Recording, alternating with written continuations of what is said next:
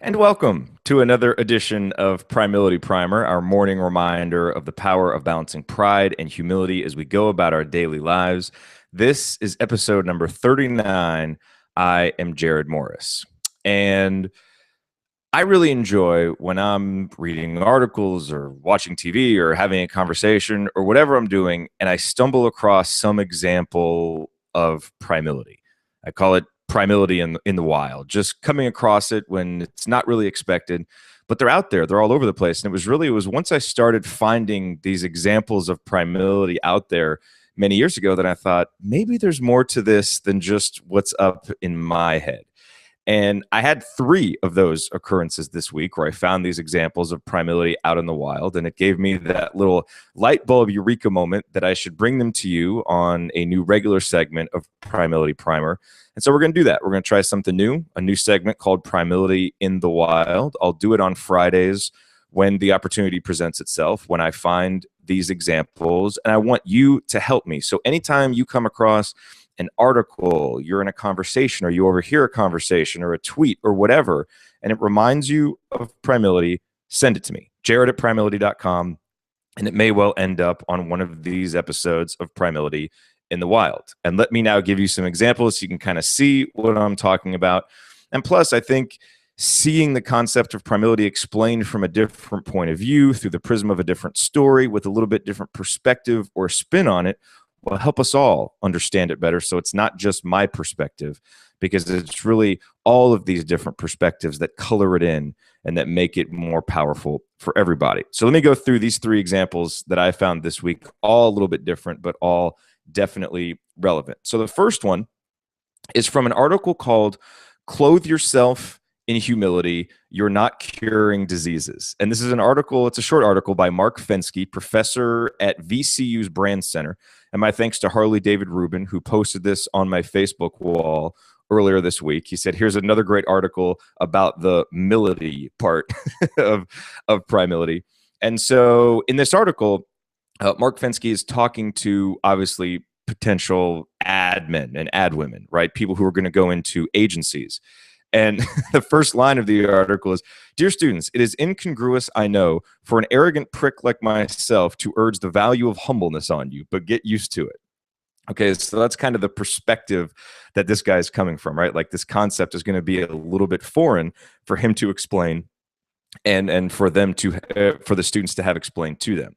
But here's really the money quote. He says, "Clothed in arrogance by an appreciation of the value of your contribution, you cannot help but earn distrust." He's talking about these when these people are out there creating ads for clients, okay? "Clothed in arrogance by an appreciation of the value of your contribution, you cannot help but earn distrust.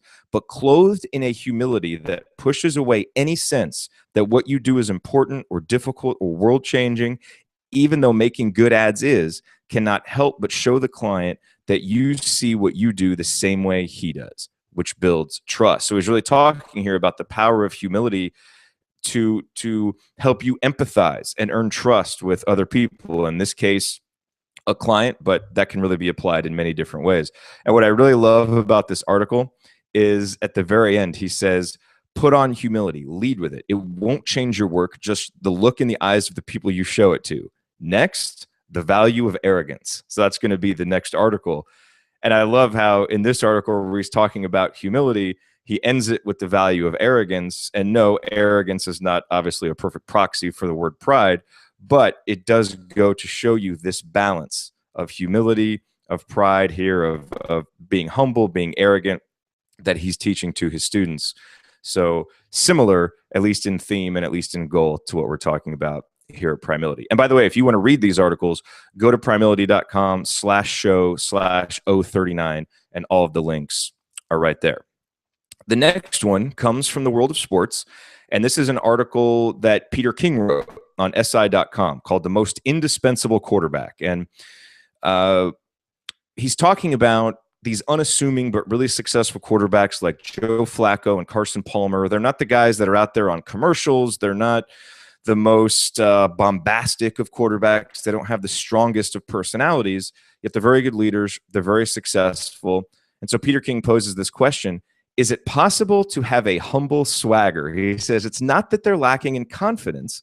is it possible to have a humble swagger? And I love that term, humble swagger, because again, it's kind of another way of saying primality, right? I mean, that's obviously when we talk about pride, we talk about not wanting it to morph into excess vanity or conceit, but there has to be a certain confidence level there. And so that's what we're talking about a little bit, is having a humble swagger. And King goes on to describe what he means by this humble swagger. He says that's what Palmer has. He's the kind of guy who listens to the body jokes at a party and doesn't tell them. The kind of guy more interested in listening to a lecture when he could learn something rather than actually lecturing someone not as smart as he is. And if we're talking about this through the prism of primality, I will take a bit of an exception to that last part, right? So it's not, he says, the kind of guy more interested in listening to a lecture. Well, I think true primality would be the kind of guy just as interested in listening to a lecture where he could learn more as he is in lecturing someone not as smart as he is. So if we're going to use humble swagger as a proxy, that's the one change I would make. I don't think Peter King was trying to apply this to primality, obviously, but that's kind of the one distinction that I would make there so that it applies to what we're talking about here. And now the third example. And this one is an especially special example for me. And it occurred this week, and it made my week. And it happened on the premium forums, the premium discussion forum at Inside the Hall of all places.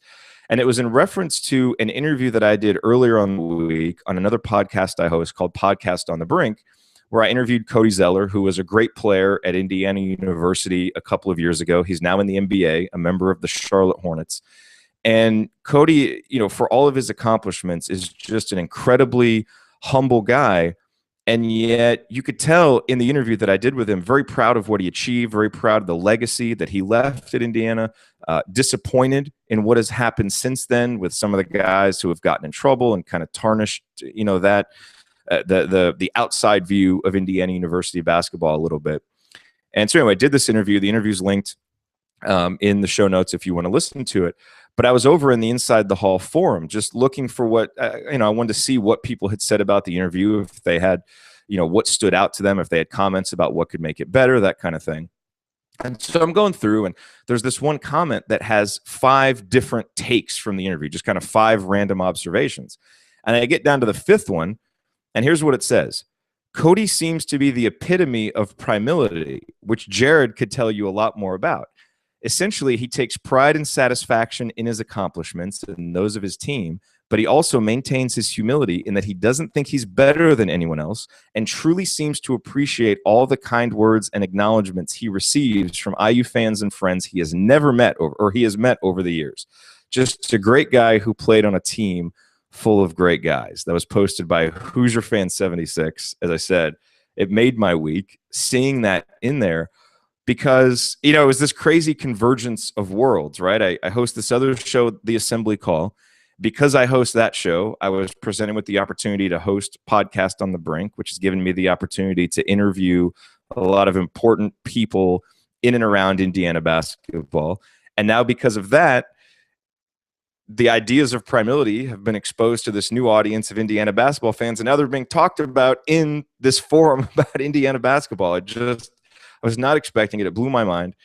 And what was great about that is, obviously I take a lot of pride in the idea of Primeility. If I didn't, I wouldn't be up here at 6:30 Central every day doing another one of these Primeility primers. I wouldn't be, constantly in whatever way I can trying to spread this idea, because I know what it's meant to me. I know what it can mean to other people because I've seen it. And so there's definitely a certain level of pride in that. And so seeing that out there, seeing it spread and seeing it spread on its own, where now someone else who this has meant something to is now out there telling it to other people, man, that's a great moment. And there's a humility there too, because it reminds me that I can only do so much. I can't talk to every single person in the world, obviously, but I can talk to the small handful of people like you who watch the show, who listen to the show, and hope that you'll go out, that it'll mean something to you, and that you'll tell someone else. And if this thing ever spreads, if it ever catches on, if it ever, becomes big in any sense of that word, it will not be because of me. It will be because of people like you who listen, people like Hoosier Fan 76 who go out and tell other people about it. So that was just, it was an incredibly, it was a great moment of Primility for me. And, seeing it out there. I mean, I love seeing examples that I can apply to Primility out in the wild, but actually seeing Primility out in the wild, for someone who has taken on this project, there are a few things that I think could be more exciting. So those are my 3 examples this week of Primility in the wild. Again, when you come across any of these, email me, jerod@primility.com. We can do this together. I think this will be a segment that'll be a lot of fun, that'll give us many different perspectives on Primility. And I'm really interested to see what inspires you to say that's Primility, because my guess is it'll be different than what I would think or what I might recognize when I'm reading stuff. And I think that's great because it'll give us a deeper perspective, a more well-rounded perspective. And that's the idea. That's what we're doing here. Well, thank you for watching. Thank you for listening to this episode. We come to the conclusion of another week of Primility Primer episodes here. If you missed any episodes, don't worry. I know that keeping up with a daily show is difficult. Just go to primility.com/join and get on our email list, because we send out a Friday digest every Friday, and it'll present you with the headlines, a description, and even the MP3 right there that you can listen in your email. So if you miss any episodes, you can see if any of the past episodes that you missed are relevant to you, listen to them, get caught up. I know it'll just make it simpler, make it more convenient for you. A lot of people have been using that, and so I hope that you will consider it as well. Plus, you'll get the Monday morning email, which is a nice, short, 250 words or less email with a positive thought to get your week started off right. We'll be back Monday morning. It's episode 40. 40 is my lucky number, so I've got to think of something especially important for that day's episode. But hey, we're going to be talking about Primility, and that's important. And I'm talking to you, and that's important. So whatever we talk about, it'll be important. Have a great weekend, everybody. I'll talk to you on Monday. Wrist bump.